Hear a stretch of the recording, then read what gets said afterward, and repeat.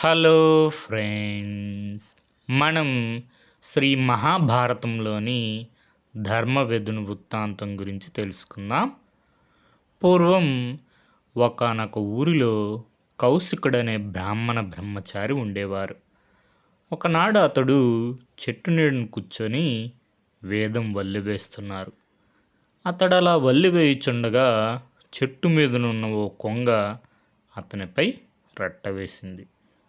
అతడు వేదం చదువుతున్న అందు చెప్పబడిన మిత్రస్య చాక్షుష సమీక్షా మాహే అన్న సూక్తిని మరిచినాడు. వేదం ప్రపంచానంతటిని స్నేహభావంతో చూడమన్నది.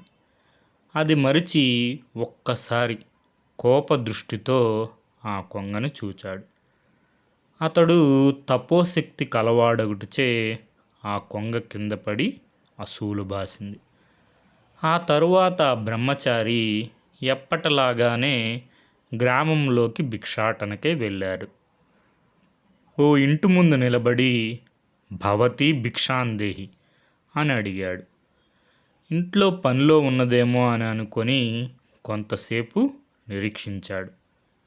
ఇంతలో దూరం నుంచి వచ్చిన ఆమె భర్త ఆకలి ఆకలి అంటూ ఇంట్లోనికి వెళ్ళారు. ఆ ఇల్లాలు పరమసాధ్వి, పతివ్రత. పతికి కాళ్ళు కడుక్కోవడానికి నీళ్ళిచ్చింది. ఆ తరువాత ఎంతో ఆప్యాయంగా భర్తకు భోజనం వడ్డించింది. అతని భోజనం అయ్యాక భిక్ష తీసుకొని బయటకు వచ్చింది. స్వామి, మిమ్మల్ని చాలాసేపు నిలబెట్టినాను, నన్ను క్షమించండి అన్నది. కౌశికుడు మండిపడ్డాడు. తన పతి సేవ చేసి వచ్చేసరికి జాప్యమైందని చెప్పింది. అయినను ఇది క్షమించరాని నేరం అన్నాడు కౌశికుడు కోపంగా.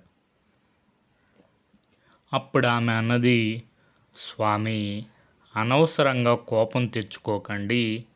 తపోధనులకు కోపం తగదు. ఒక పతివ్రతకు పతి సేవా ధర్మాన్ని మించిన ధర్మం లేదు. నేను కొంగన కాను మీ తీక్ష్ణ దృష్టికి కింద పడ్డానికి. ఎక్కడో అడవిలో ఏకాంతంలో జరిగిన వృత్తాంతం ఈమెకెలా తెలిసిందా అని కౌశికుడు దిగ్భ్రాంతి చెందాడు. పతివ్రతా శక్తిని చూచి నివ్వెరపోయాడు. అప్పుడు ఆ సాధ్వి, మహాత్మా, కోపానికి మించిన శత్రువు లేదు. మీరు మిథిలా నగరానికి వెళ్ళి ధర్మవిధుని కలుసుకోండి. అతడు మీకు తత్వబోధ చేస్తారు అని హితవు చెప్పింది. కౌశికుడు వెంటనే మిథిలకు ప్రయాణమైనాడు. ధర్మవిధుని ఇల్లు కనుక్కొని అక్కడికి చేరాడు.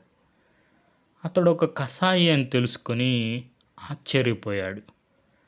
కౌశికుని చూచి ధర్మవిధుడు, అయ్యా, దయచేయండి, తమని నా వద్దకు పంపిన సాధ్వీమణి కుశలమే కదా అని ప్రశ్నించాడు. ఆ పతివ్రత విషయం ఈ వెధునికి ఎలా తెలిసిందో అని కౌశికుడు ఆశ్చర్యపోయాడు. అతిథికి ఆర్ఘ్యపాద్యాదులిచ్చి తన తల్లిదండ్రులకు సేవకై వెళ్ళాడు ధర్మవిధుడు. వారి సేవ చేశాక కౌశికుని వద్దకు వచ్చాడు.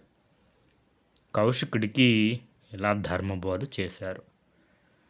ఆర్య, ఏ పనినైనా నిష్కామ హృదయంతో ధర్మం తప్పకుండా చేస్తే అది మాధవ సేవే అవుతుంది. ప్రతి మనిషి తన స్వధర్మాన్ని, కులవృత్తిని నిర్వహిస్తే ఈ సమాజం బాగా పురోగమిస్తుంది. లేకుంటే కొన్ని రంగాల్లోనే పురోగతి ఉంటుంది. మనకు జన్మనిచ్చిన తల్లిదండ్రులను సేవించడం మన కనీస కర్తవ్యం. అట్లు చేయనివాడు కృతజ్ఞతుడవుతాడు. కృతజ్ఞతకు మించిన మహాపాపం మరొకటి లేదు.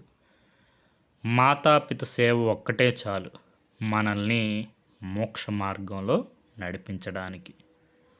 ఈ హితబోధ విన్న కౌశికుడు ధర్మవిధుని వద్ద సెలవు తీసుకొని వెంటనే తాను విస్మరించిన మాతాపితరుల వద్దకు వెళ్ళారు. వారికి భక్తితో అనన్య సేవ చేసి తరించారు. వేదాంత తత్వజ్ఞానంతో, అధ్యయనంతో, తపస్సుతో, పరిశ్రమతో పొందే జ్ఞానాన్ని, మోక్షాన్ని మాతాపిత సేవతో పొందవచ్చని గ్రహించాడు. ఇది మనకి మహాభారతం అరణ్య పర్వంలో మార్కండేయ మహర్షి ధర్మరాజుకు చెప్పినటువంటి ధర్మవేదుని వృత్తాంతం. Okay friends, thank you for watching.